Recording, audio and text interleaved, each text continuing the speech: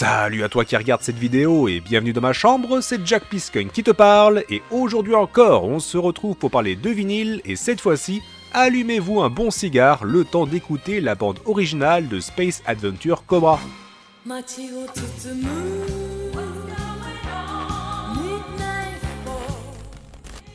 Alors Space Adventure Cobra, ou tout simplement Cobra en France, est à la base un manga créé par Buichi Terasawa en 1978 et porté sur le petit écran japonais en 1982, le temps de 31 épisodes.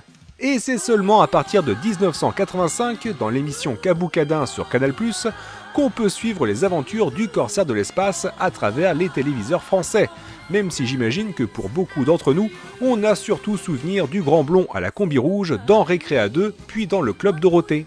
Mais je ne suis pas là pour vous parler du dessin animé culte qui a bouleversé notre jeunesse, mais plutôt pour vous faire découvrir un magnifique coffret de 3 vinyles qui reprend toute la bande originale de l'animé, et ce, grâce au fantastique travail de la boîte française Wayo Records. Sorti le 15 février 2023, ce sublime coffret renferme pas mal de jolies choses, mais avant de vous en dévoiler le contenu, prenons quelques instants pour admirer la boîte en elle-même.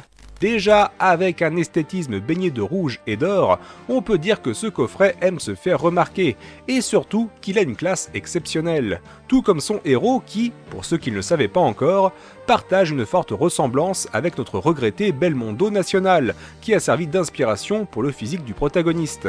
Ici, on retrouve donc une chouette illustration avec un cobra aux abdos saillants, accompagné d'une Jane Royale fort peu vêtue, le tout sur un fond un peu rétro du plus bel effet.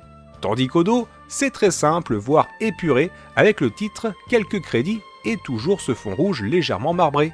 Il est temps d'ouvrir le coffret aux merveilles et de vous parler avant tout du petit bonus inédit de cette version limitée et exclusive, puisqu'en effet, il y a eu plusieurs éditions de ce coffret triple vinyle, et j'ai bien évidemment choisi la version premium, qui, en plus d'avoir des vinyles colorés, était également livrée avec un shikishi pour les acheteurs les plus rapides.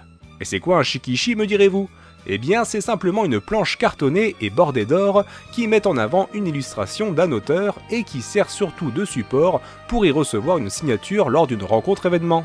Et pour le coup, on a droit à une jolie image tirée de l'animé, avec un cobra dégainant son psychogun et toujours avec son fameux cigare dans le bec.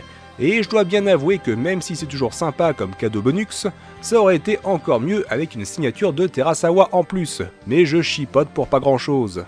Ensuite, on découvre avec joie un somptueux livret de 12 pages tout en couleur, agrémenté de moult illustrations et même de brefs résumés de carrière de l'auteur original ainsi que des deux compositeurs de la BO, à savoir Kentaro Haneda et Yuji Ono, le tout hélas en anglais uniquement.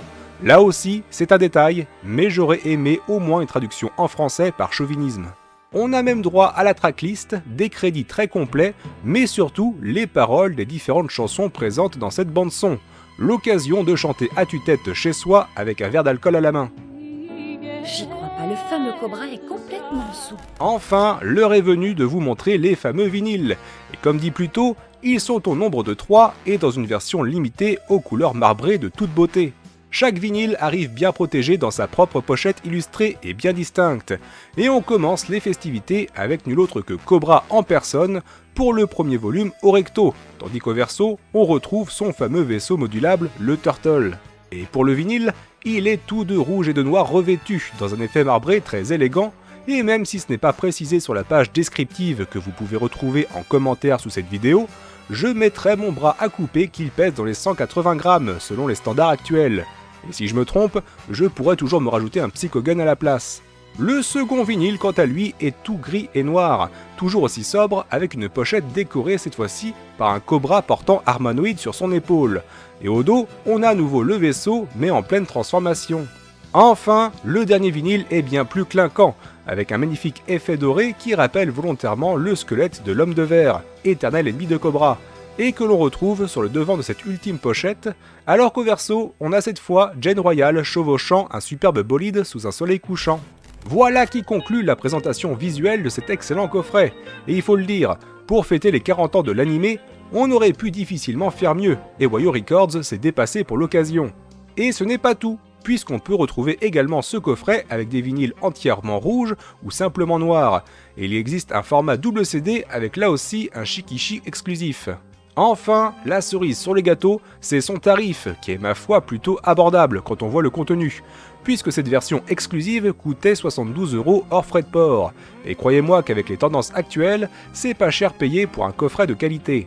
Fait amusant, quasiment au même moment, Kana annonçait lui aussi un vinyle de Cobra, mais incomplet, sans fioriture, et surtout à un tarif abusé pour un mono-vinyle, puisqu'il est vendu quand même à 45 € dans une simple pochette qui s'ouvre. Autant vous dire que j'ai très rapidement fait mon choix. Après, pour les puristes, il existait déjà à l'époque des vinyles sortis uniquement au Japon, qui reprenaient l'ABO répartis sur plusieurs volumes, et qui sont des objets de collection très sympas, puisque les pochettes s'ouvrent et sont garnies de feuilles recouvertes d'illustrations de l'animé. Enfin, que rajouter de plus pour chanter les louanges de ce sublime coffret? Si ce n'est que le pressage est parfait avec un son cristallin, et que les musiques sont toujours aussi bonnes, avec des pistes rythmées pour marquer l'action, et surtout une ambiance jazzy qui colle parfaitement au côté cool du plus séducteur des pirates de l'espace. Cependant, je vais conclure cette review avec un autre vinyle Cobra, lui aussi made in France, avec nul autre que le 45 tours du générique français de l'époque. Et oui, comme pour beaucoup de génériques créés pour leur diffusion en France, Cobra a eu droit lui aussi à une adaptation, et à une sortie en 45 tours, et c'est les disques du Jar qui s'y collent, avec une pochette simple de prime abord au recto, mais au verso, vous avez un joli dessin à colorier, chose qui se faisait pas mal et qu'on retrouve également sur le 45 tours d'Albator, le corsaire de l'espace. À la musique, on retrouve les compositeurs Jacques Revaux et Jean-Pierre Bourter, et aux paroles, c'est Paul Persavon, qui est en réalité Antoine Decaune. Et oui, en plus d'être animateur à la télé, Decaune a également été parolier pour quelques génériques, comme XOR ou L'île au trésor. C'est donc un 45 tours somme toute classique, mais qui fait partie pour moi des meilleurs génériques de cette génération, arrangé aux côtés de Nicky Larson et de Cat Size. Cobra a été, est et restera à jamais un monument du manga, et ses aventures, son ambiance et ses musiques seront pour toujours des œuvres qui traverseront le temps et l'espace. Sur ce, prenez soin de vous et à bientôt pour encore plus de rétro. Ciao!